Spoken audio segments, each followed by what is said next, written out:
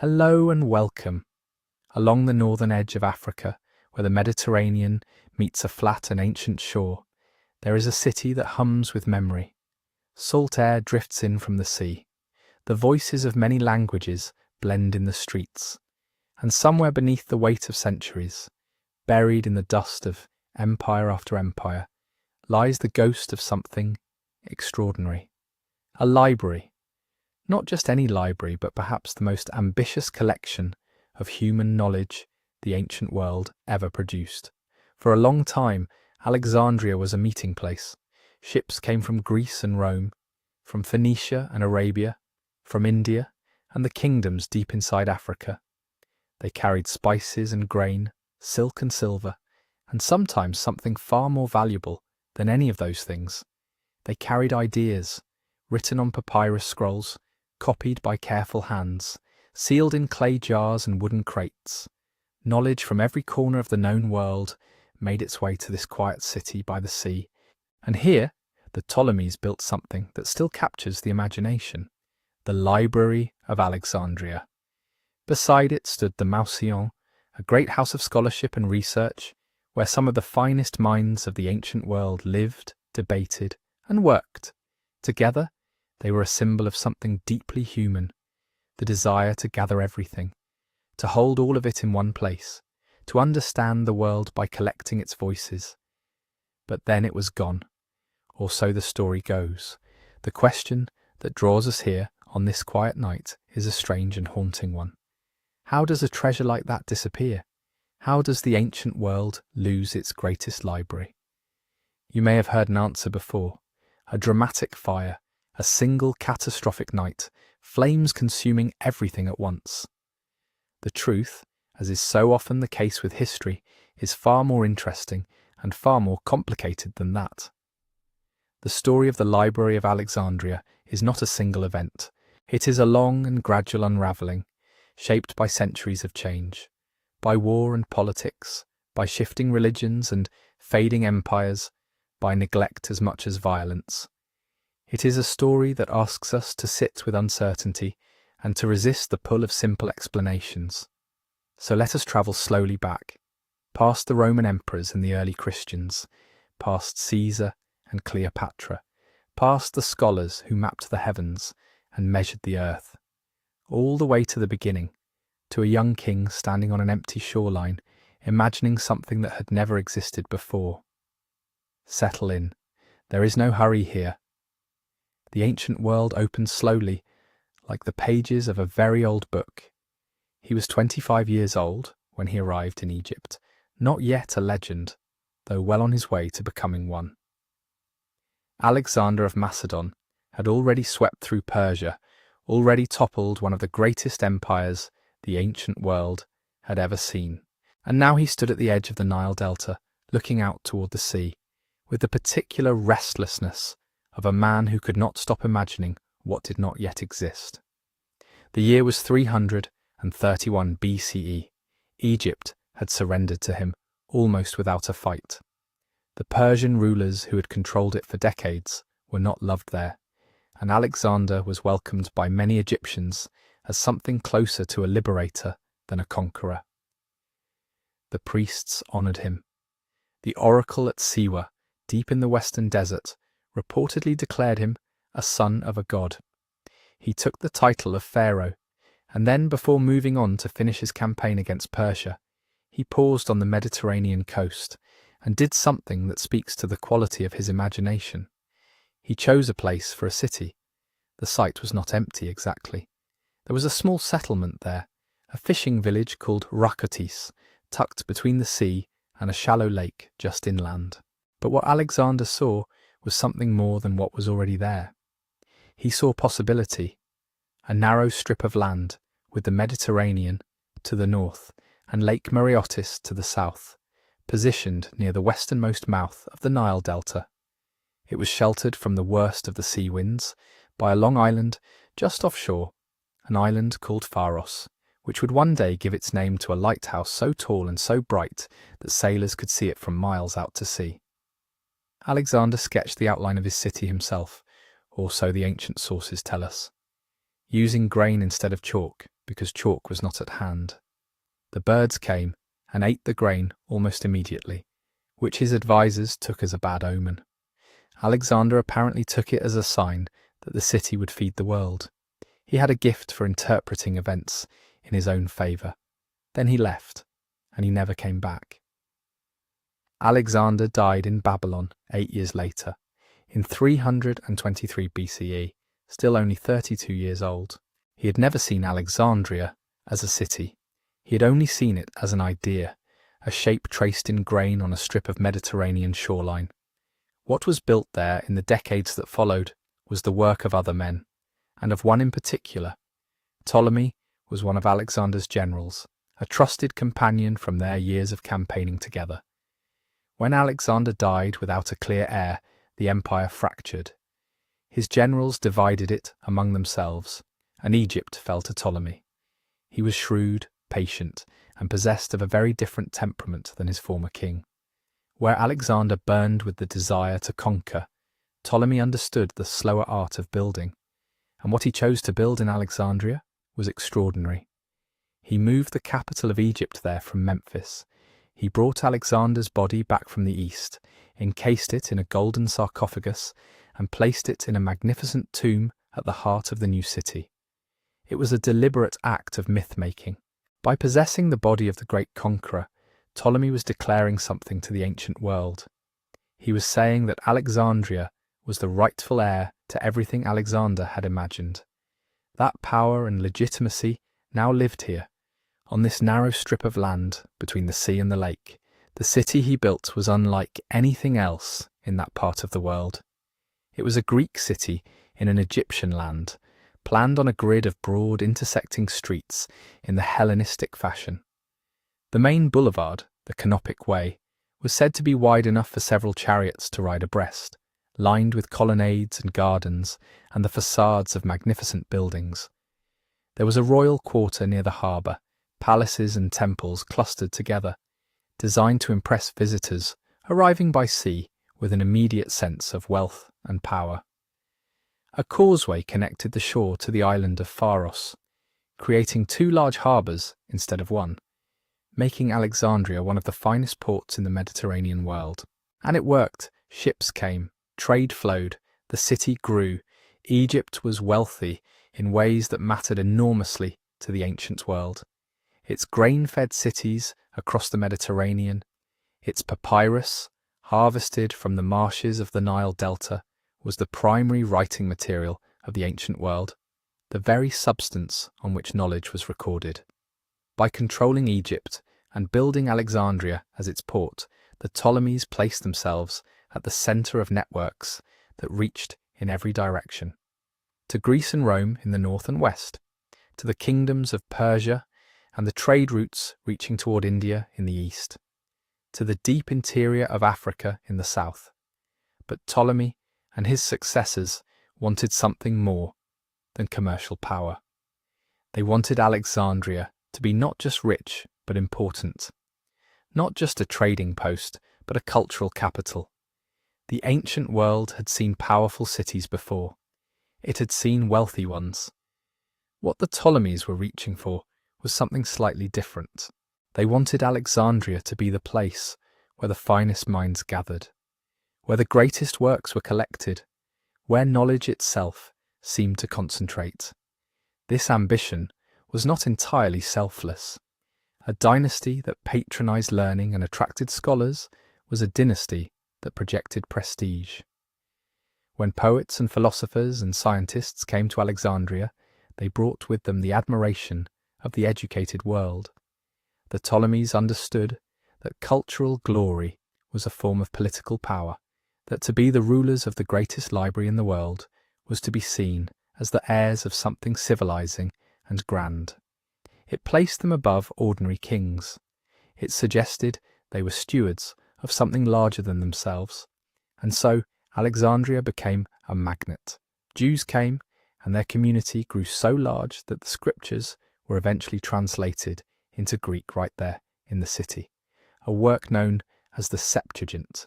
Egyptians came, bringing their ancient traditions and their deep knowledge of medicine, astronomy, and the movements of the Nile. Greeks came, drawn by the patronage of the Ptolemaic court, by the promise of support and conversation, and libraries. People from across the known world passed through its harbours, and some of them stayed.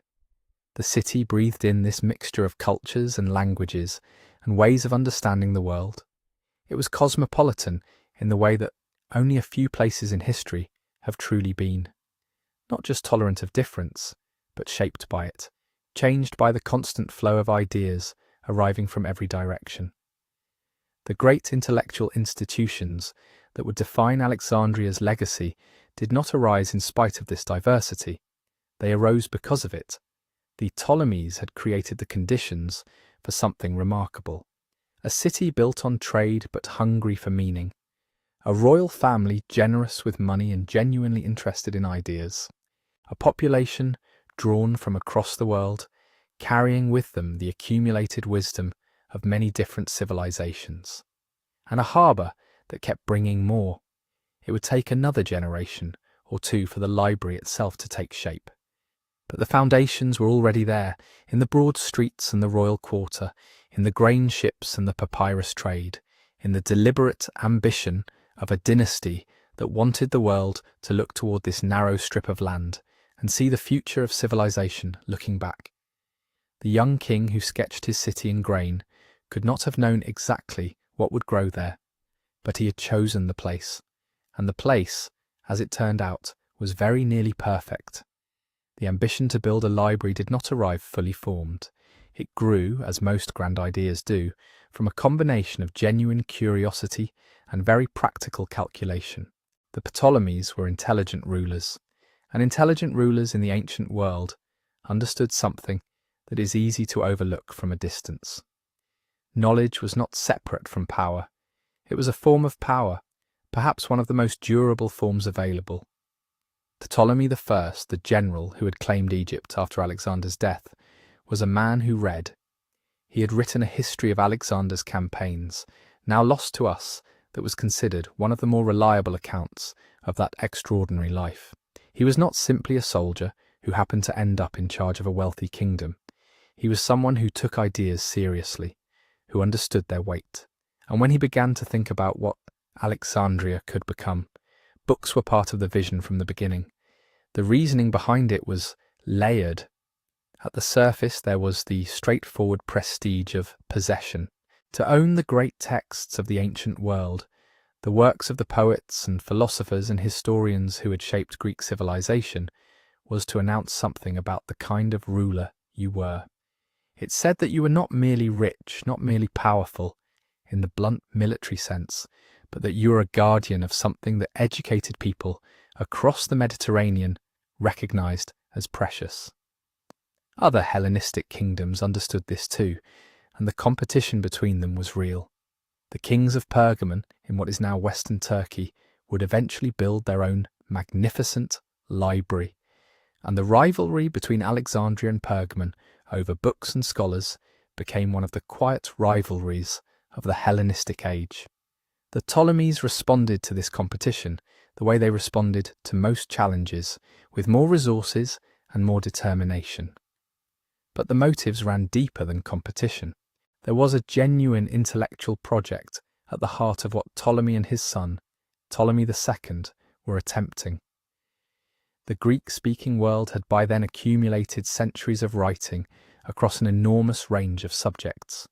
Philosophy and poetry, of course, but also medicine and mathematics, geography and astronomy, drama and rhetoric and natural history. Much of this material was scattered. Texts existed in multiple versions, copied and recopied by hand across generations, each copy introducing small errors, variations, divergences. There was no authoritative version of Homer, for instance, no single agreed-upon text of the Iliad that scholars could point to and say, this is it, this is what was written. Different cities had different versions. Different scholars argued about which lines were genuine and which had crept in through miscopying or later addition. The library was, in part, a response to this problem. If you could gather all the versions together in one place, if you could compare them carefully, study them side by side with scholars who had the time and the resources to think deeply, you might be able to recover something closer to the original. You might be able to produce texts that were more reliable, more complete, more authentic. This was not a small ambition. It was the ambition to impose order on the accumulated written inheritance of a civilization, and it required exactly the kind of royal patronage that the Ptolemies were in a position to provide. The methods they used to assemble this collection were, by modern standards, somewhat aggressive. There are accounts, some perhaps exaggerated, of ships arriving in Alexandria's harbour being searched for books. Any scrolls found were taken to the library to be copied, and the copies were returned to their owners while the originals stayed in Alexandria. Whether this happened exactly as described is difficult to say, but the spirit of it rings true. The Ptolemies were not passive collectors waiting for texts to come to them.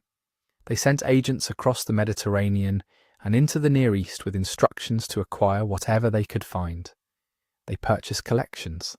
They accepted gifts. They solicited donations. And when more direct methods were available, they apparently used those too.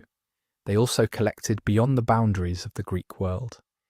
Egypt itself had an ancient written tradition, medical and astronomical and religious texts reaching back thousands of years. The Near East had its own deep reservoirs of recorded knowledge, Babylonian astronomy, Persian scholarship, the scriptures and wisdom literature of the Jewish tradition. Alexandria's position made it a meeting point for all of these currents, and the library reflected that.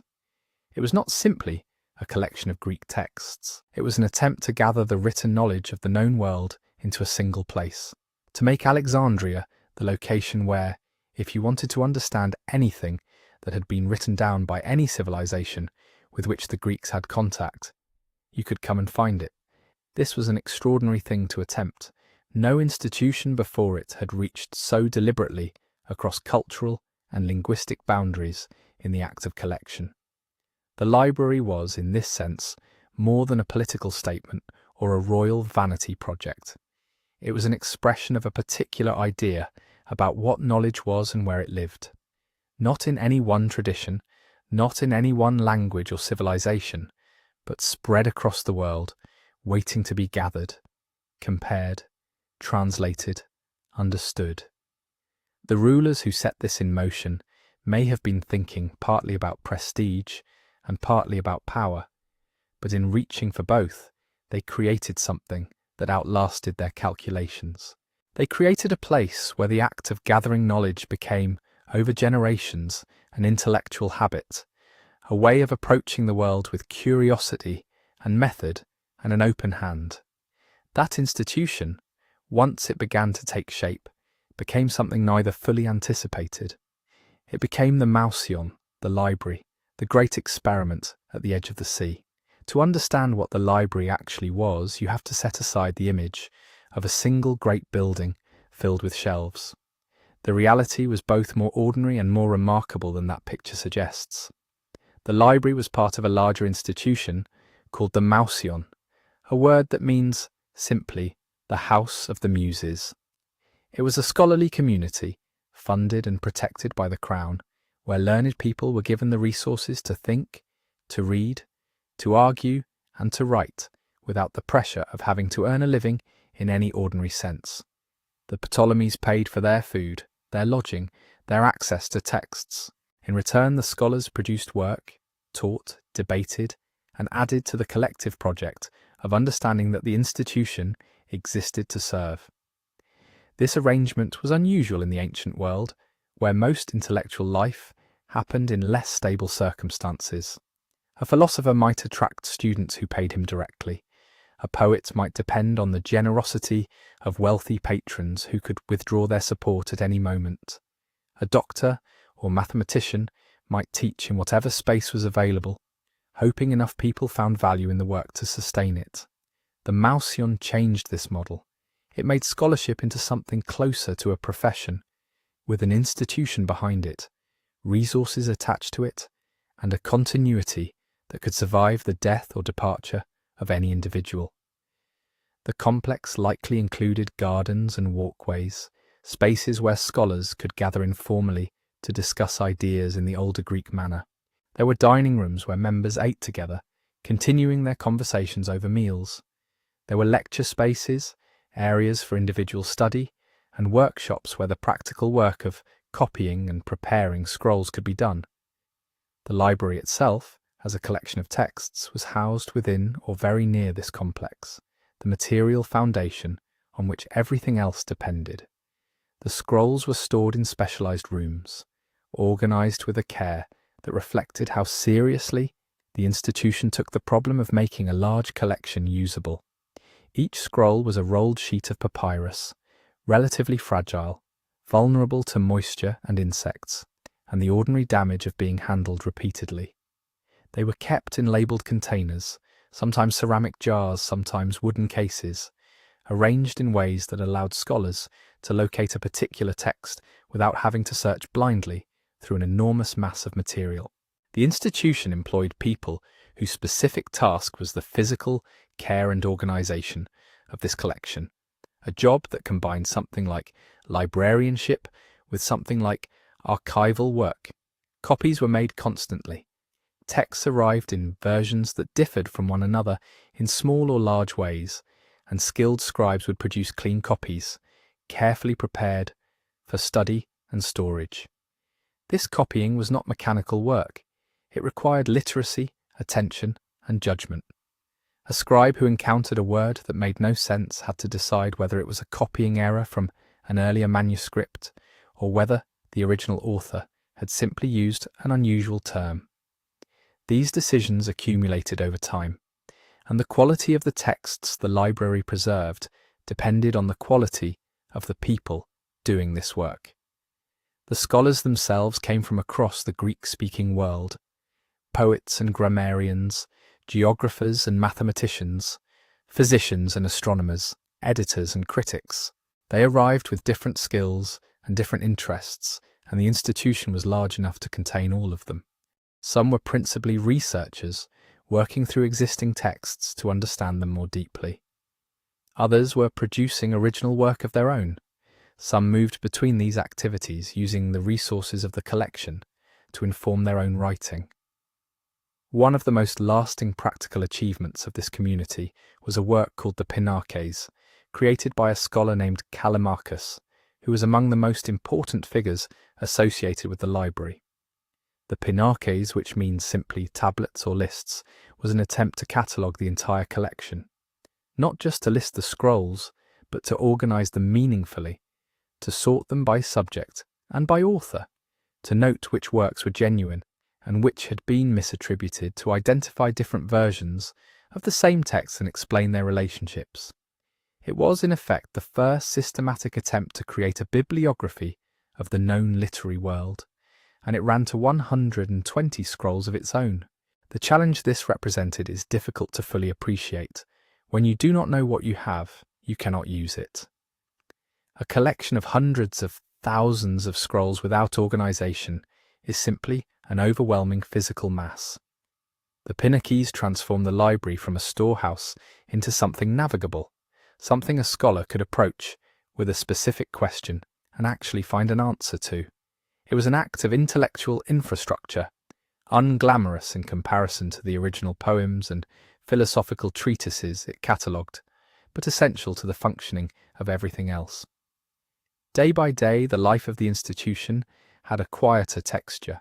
Scholars would rise, take their meals together, walk in the gardens in conversation with colleagues whose work touched their own. They would spend hours in close reading, comparing one manuscript against another, marking variations, writing commentaries, composing letters to scholars in other cities. The administrative work of a large institution had to be managed too. There was a head of the library, appointed by the king, responsible for overseeing the collection, managing the scholars, and representing the institution to its royal patrons. This was a position of genuine prestige and considerable responsibility. What the Mausoleum created across its generations was something the ancient world had not quite seen before: a community of people who had made the understanding of everything their shared, sustained collective occupation. Surrounded by the sea and by the accumulated writing of civilization, they worked quietly at the edge of the world the Greeks had made. Among the people who passed through this community, certain names have survived with something more than biographical detail attached to them. They survive because the work they did changed what later generations understood about the world, and because much of what they produced was copied and recopied and carried forward through centuries of libraries that owed their very idea to Alexandria. Callimachus, who built the Pinarches, was also a poet of considerable reputation in his own time. He worked with a precision and economy that reflected the same temperament that made him a great cataloguer. He believed that a long poem was not necessarily a better poem, that brevity and clarity had their own kind of force. His hymns and elegies circulated widely, studied and imitated by writers across the Greek-speaking world, and later by Latin poets in Rome, who absorbed Alexandrian aesthetics into their own traditions. He represents something important about what the library made possible. The same mind could do the patient organizational work of bibliography and the creative work of verse, and the institution was large enough and flexible enough to hold both. Eratosthenes of Cyrene served for a time as the head of the library itself, appointed to that position of responsibility by the Ptolemaic crown. He had a range that was almost impossible to contain within a single description. He worked on mathematics, on chronology, on literary criticism, and on what we would now call geography. He wrote a systematic account of the known world, describing its regions and peoples, and attempting to place them in relation to one another with something approaching scientific precision. And he did something remarkable. Using observations of sunlight at two different locations along the same meridian, he calculated the circumference of the Earth. He did not simply guess that the Earth was round, he measured it. His figure was remarkably close to the one we use today. This was not philosophy or speculation, it was geometry applied to a physical question. And it happened in Alexandria, with access to the kinds of records and observations that only a great library could provide. Aristarchus of Samos proposed something that the ancient world was mostly not ready to accept. He argued that the Earth moves around the sun, not the other way around. He placed the sun at the centre of the cosmos nearly 18 centuries before Copernicus would make the same argument in ways that finally took hold. His reasoning was careful, and his mathematics serious. He was not simply imagining a different universe, he was making a claim based on what he could observe and calculate. The library gave him a place to work and an audience to argue with, and while most of his contemporaries found the idea impossible, the argument was recorded and preserved, lingering quietly in the accumulated writing of the ancient world until someone much later would need it. Euclid, whose name has become almost synonymous with geometry itself, was associated with Alexandria in its early period. His great work, The Elements, was not simply a collection of geometric facts. It was a demonstration of method, of what it meant to build knowledge carefully, from first principles through rigorous proof. It became the foundation of mathematical education for more than 2,000 years. Students across the Mediterranean and eventually across Europe and beyond learned to think about proof and logic through a text that was written in Alexandria, shaped by the intellectual environment the Ptolemies had created. What these figures shared, beyond their individual brilliance, was a particular relationship to the texts that surrounded them. Alexandrian scholars did not simply read earlier works, they compared them, edited them, argued about them. When different manuscripts of Homer contained different words in the same line, scholars here made careful decisions about which reading was more likely to be original and why.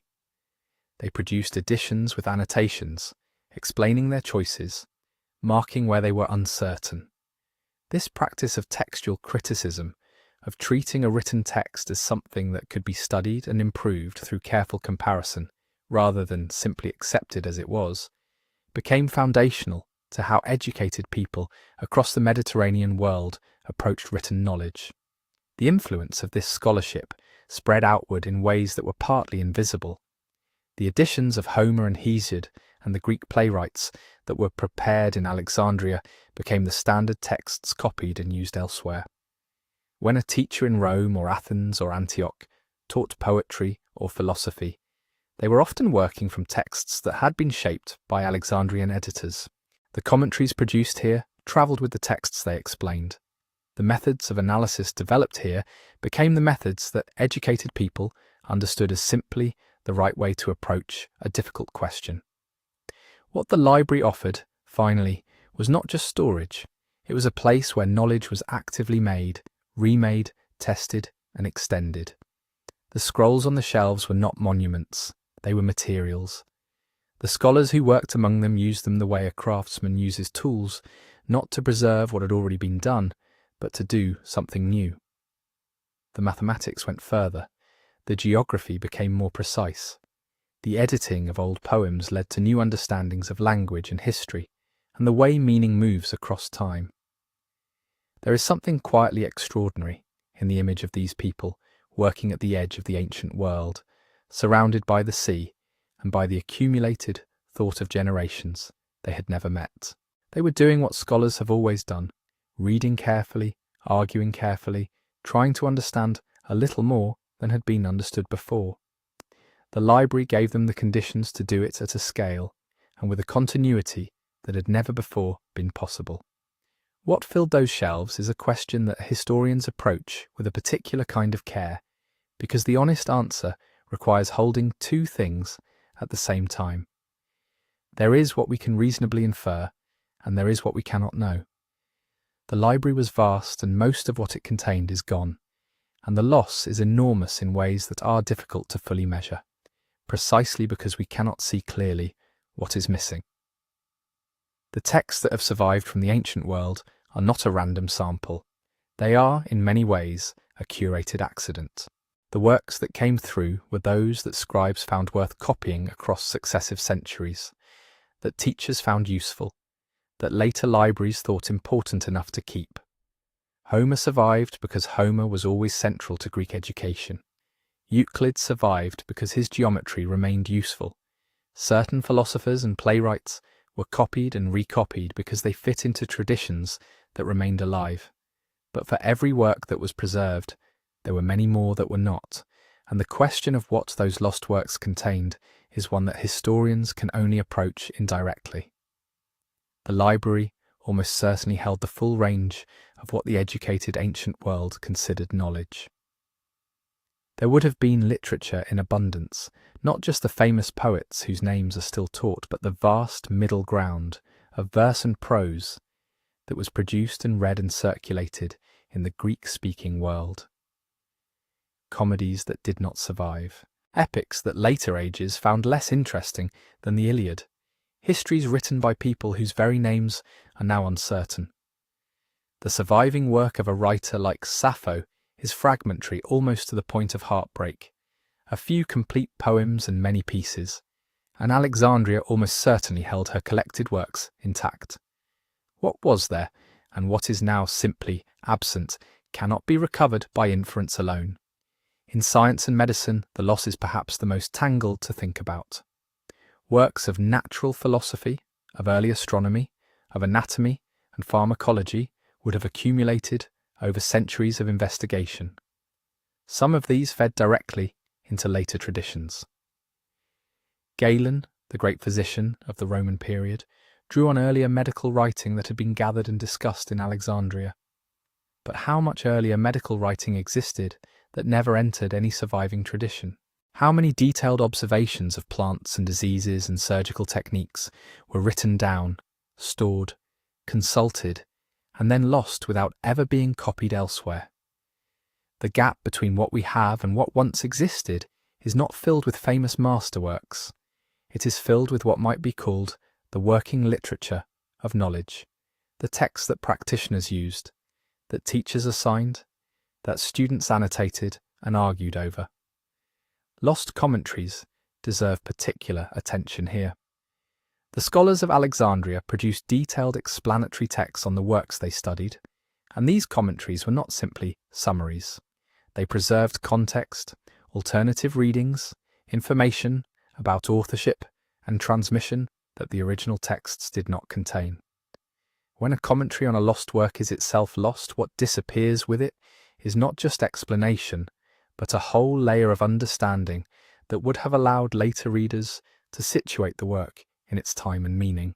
And a commentary on a forgotten historian might have preserved quotations, preserved place names, preserved accounts of events that exist nowhere else. These secondary texts are easy to overlook in any accounting of cultural loss, but they may have been among the most irreplaceable. Local histories and regional accounts would have made their way to Alexandria from across the Mediterranean world and beyond. The library's collectors did not only seek the canonical, they sought the comprehensive. There were likely accounts of Egyptian history reaching back into periods that the later sources can only gesture toward. There were histories of Phoenician cities, of Persian court life, of peoples along the edges of the known world. Much of what we understand about ancient history comes from a small number of surviving Greek and Latin sources, and those sources were themselves selective and sometimes poorly informed about regions they considered peripheral. The fuller picture, the closer and more detailed accounts, may have existed in scrolls that are simply gone. Religion presents another dimension of this loss. The ancient world held an extraordinary diversity of religious practice and theological thought, and texts recording local ritual traditions, sacred narratives, priestly knowledge, and the intricate relationships between different religious communities would have been part of what the library gathered. Some of this material survived in forms that were transformed by later traditions. Much of it did not. What the priests of various Egyptian temples knew, what the religious communities of the Eastern Mediterranean understood about their own histories and practices, may be substantially unrecoverable precisely because it was the kind of knowledge that did not fit easily into the categories that later copyists valued. What is important to hold on to in thinking about all of this is the scale of the ordinary. The library was not only a place where genius gathered, it was a place where the full accumulation of written thought was kept, including the unremarkable, the technical, the local, the specialized, a manual for shipbuilding, a record of agricultural prices across a century, an account of a regional festival written by someone whose name was never famous. These texts mattered to the people who used them, and their loss is real even if it is invisible, even if we cannot point to a specific gap and say clearly what once filled it. Historians work carefully with what remains, and they are honest about the limits of what can be known. The shelves of Alexandria held a world, and that world is largely gone. What remains is enough to understand something of what was lost, and not quite enough to understand it fully. Of all the stories attached to the library's disappearance, one returns again and again in the popular imagination. It has the quality of a clear and satisfying explanation. A fire, a famous man, a single catastrophic night. Julius Caesar arrives in Alexandria in 48 BCE, caught up in the civil wars that are pulling the Roman world apart. He becomes entangled in the conflict between the young Cleopatra and her brother Ptolemy XIII. At some point during the fighting, ships in the harbour are set ablaze, and the fire spreads, and something is destroyed. The story, in its most dramatic form, places the library at the centre of that destruction, and names Caesar as the man responsible, however unintentionally, for one of the greatest cultural losses in human history. It is a compelling story, but the evidence behind it is considerably more complicated than the story suggests. The ancient sources that describe Caesar's time in Alexandria do not all agree on what happened or on what exactly burned. Caesar himself wrote an account of his campaigns, and he mentions the fire in the harbour, but he does not say anything about the library. Plutarch, writing more than a century later, describes fire spreading from the ships to destroy a great storehouse of books. Strabo, who visited Alexandria not long after Caesar's time, describes the library and its collections without any apparent sense that they have been recently destroyed. Dio Cassius, another later writer, gives a more dramatic account of books burning, but his version comes from a distance of centuries and is difficult to weigh against closer sources. What the sources seem to agree on is that something burned near the harbour.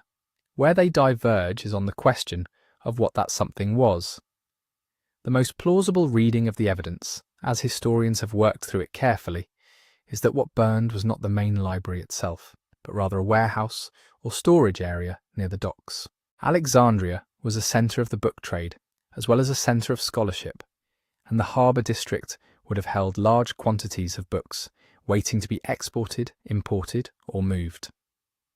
Scrolls in transit, gathered in a commercial storehouse, would have been an enormous loss, but they were not the library of the Mausion, not the shelves where the scholars worked, and the collections had been carefully accumulated over generations. This distinction matters. A warehouse fire near the docks is a real disaster. It destroys real texts that cannot be recovered. But it is not the same as the systematic destruction of the library's holdings, and the surviving evidence does not clearly support the larger claim. Strabo's silence on the subject is particularly telling.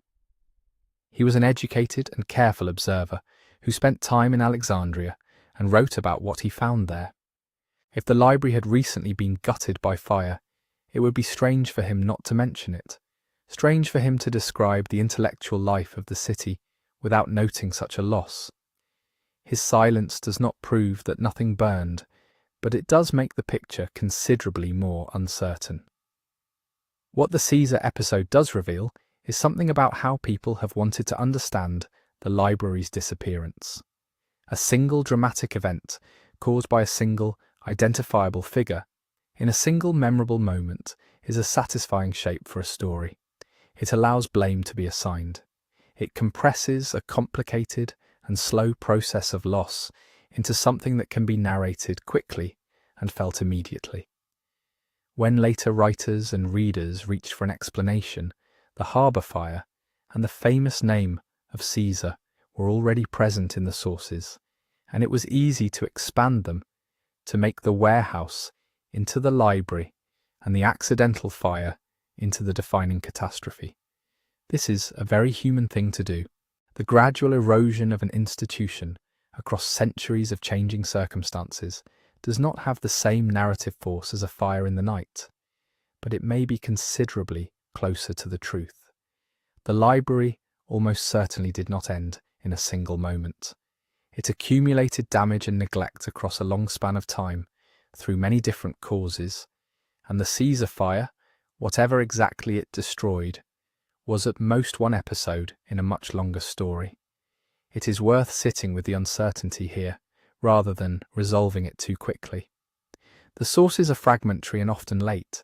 They do not give us a clear view of what happened in those years, and scholars working with them are careful to distinguish between what the evidence supports and what later tradition has added. The most honest position is that Caesar's campaign in Alexandria very probably caused some destruction of books, that this destruction was real and significant, and that it almost certainly did not account for the full disappearance of the library's collections. Both things can be true. A genuine loss can be real and still not be the whole explanation. There is something appropriate about this kind of ambiguity when thinking about a place devoted to the accumulation of knowledge. The library's disappearance resists the clean story just as its holdings resisted simple cataloguing. What is certain is that something was lost near the harbour in those years of war and conflict, and that the loss entered into memory and grew in the telling until it became the explanation rather than one piece of a much larger and more gradual unravelling. The fire in the harbour is not nothing, but it is not everything, and understanding the library's fate requires staying with that complexity rather than letting the famous name and the dramatic image settle the question too easily. And if the fire in the harbour is not everything, then we have to ask a harder question. What does the rest of the story look like? If the library was not destroyed in a single night by a famous man's carelessness, then how did it weaken? How does an institution that once gathered the knowledge of the entire ancient world come to disappear so completely that later centuries could barely agree on when it had gone? The answer, as best as the evidence allows us to see it, is slow. It is a story of gradual erosion across many generations, of changing priorities and dwindling resources, and an institution that shrank by degrees until what remained was a shadow of what had been. When Rome came to dominate Alexandria, the nature of royal patronage changed fundamentally. The Ptolemies had built the library as an expression of a particular kind of ambition. They were kings who saw the accumulation of knowledge as part of what it meant to rule well, and they had poured their wealth and energy into sustaining it. Rome and Egypt operated under a different logic. The emperors were far away in Rome, and Alexandria, though enormously important as a city, was now part of a vast administrative machine rather than the heart of a royal project. The patronage that had kept the library thriving, the direct investment of monarchs who believed in what it represented, became something more uncertain and more distant. Some Roman emperors did care about Alexandria and its intellectual life. Augustus visited the city and treated it with a degree of respect. Later emperors occasionally endowed lectureships or funded institutions of learning. But this was not the same as the sustained generation after generation investment of the Ptolemaic court. The library had been built by people who thought of it as their own creation. Under Rome, it became one institution among many in a provincial city, however grand that city was, and the difference in how it was regarded slowly made itself felt. Economic pressures accumulated alongside the political ones. Alexandria remained wealthy for a long time under Roman rule, but the wealth of the city moved in different directions than it had before. Resources that might once have gone toward acquiring manuscripts or maintaining the collections of the Mausian were directed toward other purposes. The infrastructure of scholarship, the scribes and copyists and librarians and administrators who kept a collection alive and accessible and growing, required constant funding. Without consistent support, it would have faltered, not all at once, but in the slow way that institutions falter when they are not quite a priority anymore. Political unrest played its own part. Alexandria was not a quiet city under Roman rule. There were riots, sieges, and episodes of serious violence that swept through the city at various points across the centuries. The Emperor Aurelian fought his way through the Bruchian district of Alexandria in the 3rd century CE, causing significant destruction to the royal quarter where the original library had most likely been housed. This was not a targeted attack on scholarship, but it did not need to be. Buildings that housed collections did not have to be deliberately burned to be lost. They could be damaged in fighting, abandoned during periods of instability, stripped of their contents during upheaval, or simply fall into disrepair when no one was left to maintain them. This is the part of the story that is hardest to feel, but may be most important to understand. Libraries do not require a single catastrophic fire to disappear. They can weaken through neglect in ways that are just as total and just as final. Scrolls are fragile. Papyrus decays in the wrong conditions. Without scribes copying old texts onto fresh material, the originals deteriorate beyond use.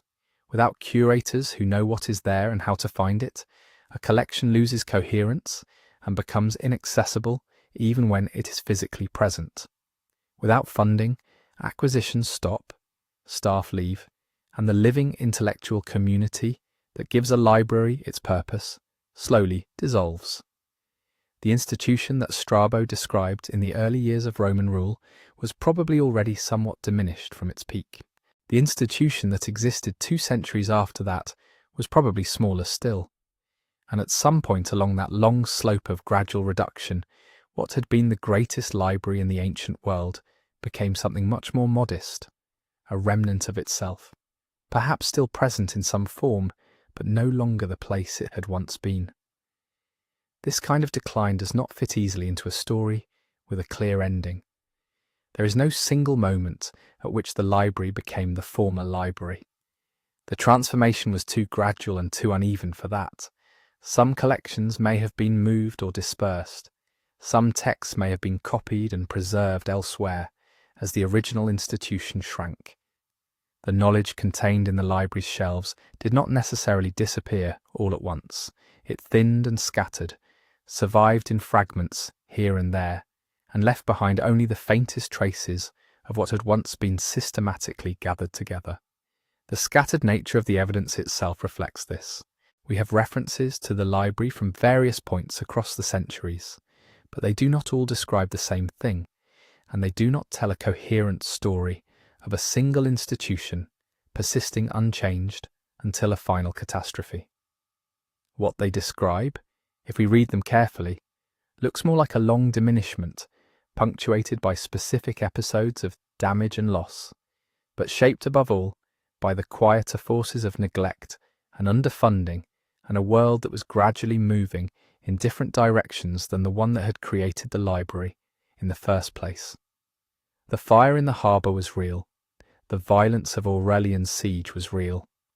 But the deepest damage may have accumulated in the years between such events, in the slow draining away of resources and attention that no one recorded because it was too ordinary to seem worth noting.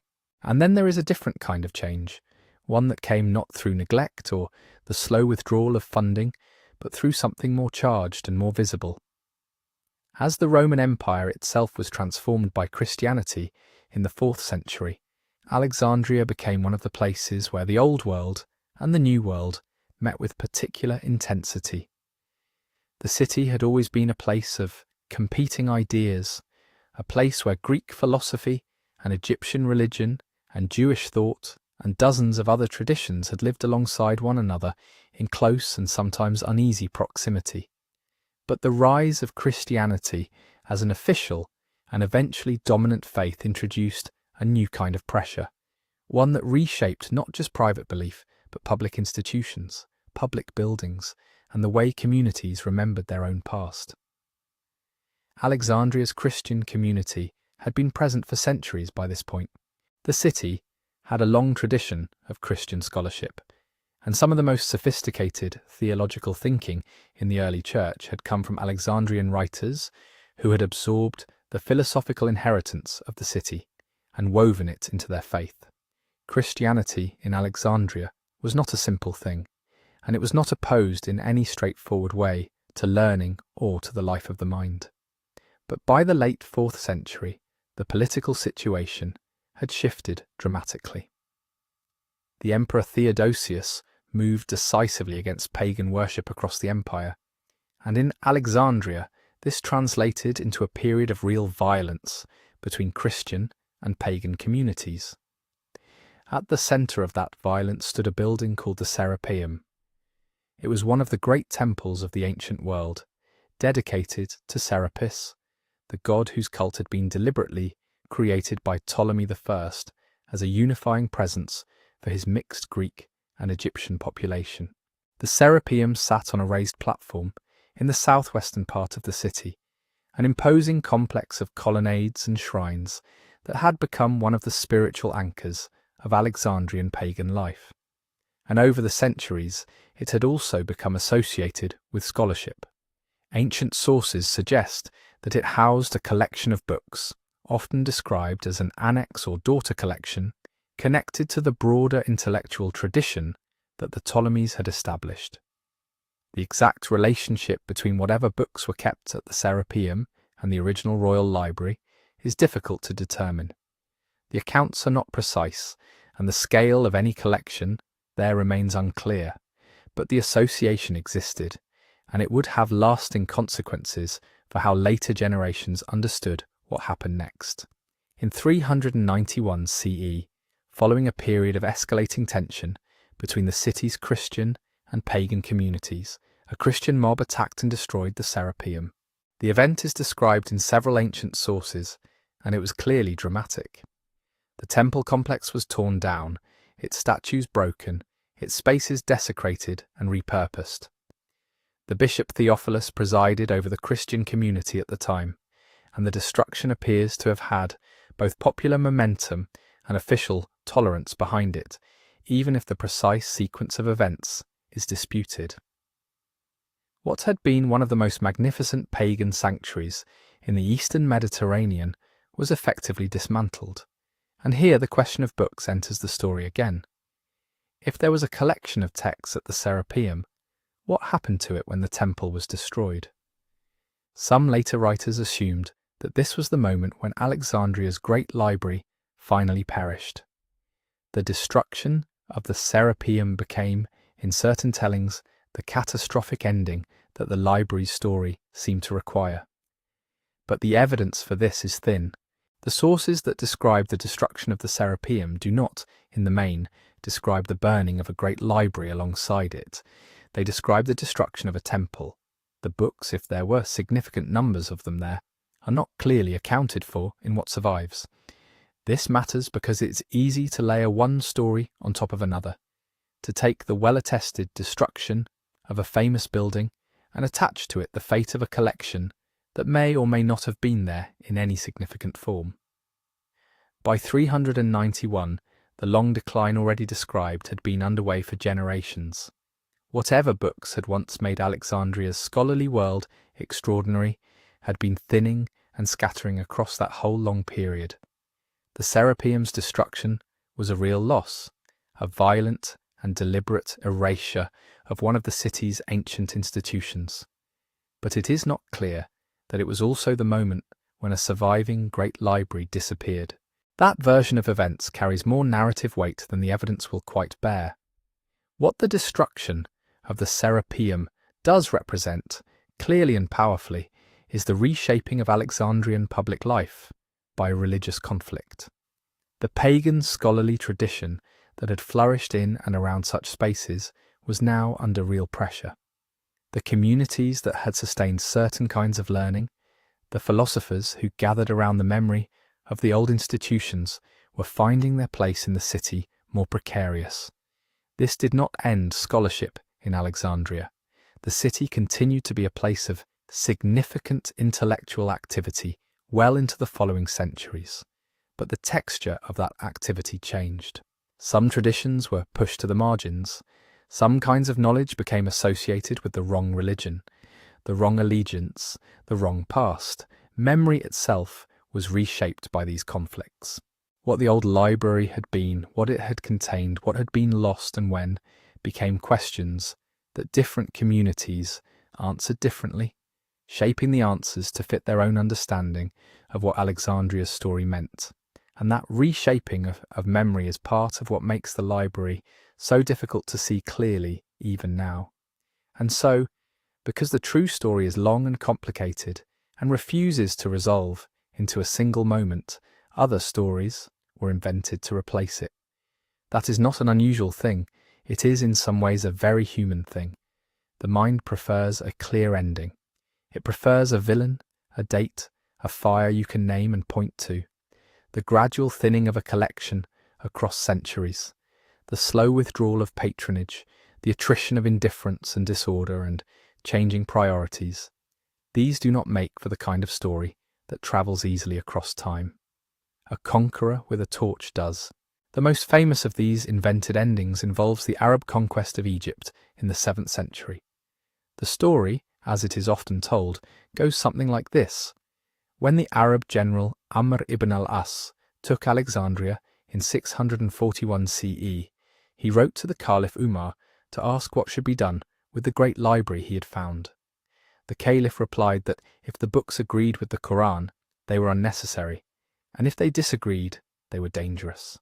Either way, they should be burned. And so the library was fed to the fires heating the city's bathhouses, and it took 6 months to burn everything. It is a striking image. It has the quality of a parable, a clean moral shape that makes it memorable. And it has been repeated for centuries, appearing in popular histories and encyclopedias, and the casual references of educated people who have half remembered it from somewhere. The problem is that historians have examined this story carefully, and it does not hold together. The account does not appear in any source from the 7th century itself. It surfaces first in a chronicle written by a Syrian bishop named Bar Hebraeus in the 13th century, more than 600 years after the events it describes. Earlier Arab sources, which cover the conquest of Alexandria in some detail, say nothing about a library or a burning. The story has the structure not of a historical record, but of a polemic, a tale shaped to make a point about religious intolerance. And the point it makes was useful to particular audiences at particular moments in history, which is part of why it spread so widely and lodged so firmly in the popular imagination. This matters not because the Arab conquest was without consequences for Alexandria, which it clearly was not, but because by the time of that conquest, the institution being described had already ceased to exist in any meaningful form. There was nothing left to burn. The royal library of the Ptolemies, the great museum with its hundreds of thousands of scrolls, had been declining and diminishing for generations before Amr's armies arrived. To imagine a vast intact library waiting in Alexandria in 641 CE requires ignoring everything that had happened to the city across the preceding centuries, of Roman rule, civil war, economic decline, and the cultural upheavals already described. The story requires, in other words, that all of that history simply not have occurred. Medieval and later writers were not always in a position to know better. The details of Alexandria's long, slow decline were not easily available to them. What they had were fragments and impressions, the memory of a place that had once been extraordinary, and a need to explain why it was no longer so. That need is powerful and genuinely understandable. If something extraordinary once existed and now does not, there must have been a moment when it was taken away. Someone must have done it. The loss must have had a cause commensurate with its scale, and so different communities at different moments in history chose different villains. Caesar's fire was one answer, and it has the advantage of being grounded in something real, an actual fire in an actual harbour, even if the consequences for the library are uncertain. The Christian mob at the Serapeum was another answer, one that served certain arguments about religious violence and the suppression of pagan learning. The Arab Caliph's order was another still, one that fit particular narratives about Islam and civilization that were useful in medieval Christian Europe and were revived again in later centuries for purposes that had little to do with actual history. What each of these stories shares is a preference for rupture over process. They each offer a single decisive moment, a single human decision that explains an enormous absence, and each of them, when examined against what the surviving evidence actually shows, turns out to be more legend than record, more polemic than history. They tell us a great deal about the anxieties and arguments of the people who told them. They tell us rather less about what actually happened to the scrolls. Distinguishing between legend and evidence in the afterlife of the library story is not a simple exercise in debunking. It is something more interesting than that. It is an attempt to understand why this particular loss has generated so much mythology, why the Library of Alexandria has become one of those places in the human past that seems to demand explanation, to attract stories the way ruins attract moss. The real history, with all its complexity and ambiguity and absence of clean resolution, is harder to hold on to, but it is also, in the end, more honest about how things are actually lost.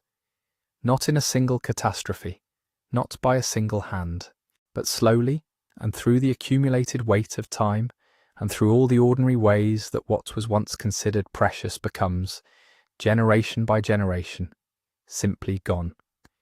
And yet it has not gone from us entirely.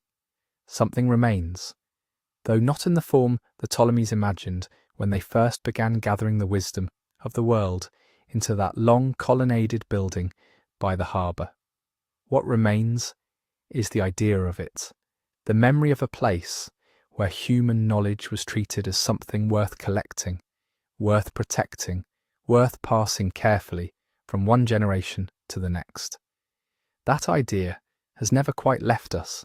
It surfaces in every great library ever built, in every archive and university and monastery scriptorium where someone decided that a manuscript was worth copying, that a text was worth saving, that the work of a mind that had already ceased to exist deserved to be carried forward into time.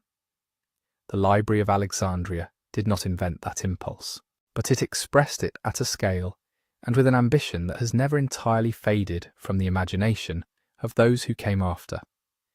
What the library also leaves behind is a kind of quiet warning, not a dramatic one, not the sort that arrives in a single catastrophic moment that can be pointed to and named. The real warning is in the slow story, the one that resists clean resolution. It is the warning carried in the image of a collection, diminishing scroll by scroll across decades and centuries, not because anyone decided to destroy it, but because no one, in the end, decided firmly enough to save it. Funding quietly withdrawn, scholars no longer invited, a corridor that once hummed with argument falling gradually silent. The warning in that story is that loss rarely announces itself. It accumulates. It happens in the gaps between one generation's attention and the next. We live still in a world where the question of what to preserve and what to let go is never finally settled. Archives are underfunded and overlooked. Languages disappear. Manuscripts moulder in conditions no one has quite gotten around to improving. The fragility that allowed so much of the ancient world's knowledge to simply vanish has not been resolved by time. It is still the condition we inhabit, still the quiet risk that runs beneath any civilization that believes its learning is safely stored and will be there when it is needed again. There is something restful, in the end, in letting the Library of Alexandria simply be what it was, a great house of memory, imperfect and incomplete even in its best years, that existed for a time in a city by the sea, that gathered what it could, that gave shelter to remarkable minds, that was diminished, gradually, by all the ordinary forces that diminish things, and that fades now into the long, still dark of everything we can no longer reach, but have not entirely stopped looking for.